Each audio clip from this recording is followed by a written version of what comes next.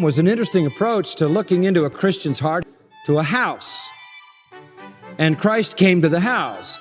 First of all, the heart, like a home, has a library, and then a dining room, and then a living room, and then a workshop.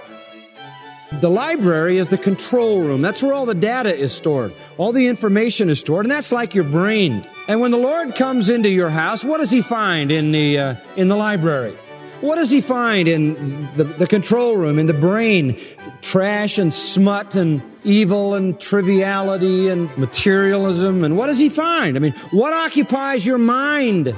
He wants to replace it with the Word.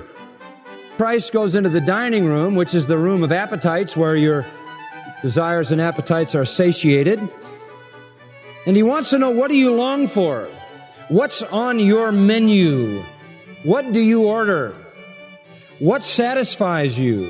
What really satisfies you? And He wants to replace all the illegitimate stuff with the will of God, so that alone would satisfy you. Then He goes to the living room, and the living room is a place of fellowship, and the living room is a place of conversation and being together and cultivating relationship. That Christ comes into the living room and sits there and sits there and sits there and sits there, and nobody ever shows up.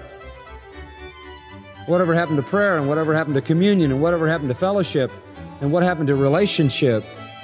And then He went to the workshop, and there was the workbench and all the tools, and He asked the question, what are you making? What are you doing? You got all this skill, all this manual dexterity, all this tremendous brain power that you're putting through your hands to affect something. What are you making? And the answer is toys.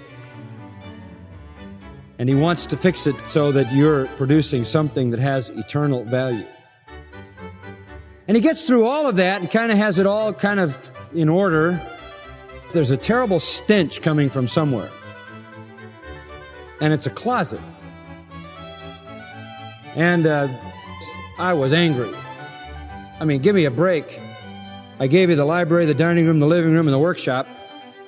So the Lord, picking up the scent, goes to the closet. And in there is something foul, something dead.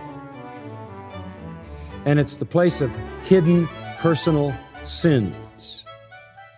And He throws the door open. But Jesus couldn't set Himself down and be at home until the closet was clean.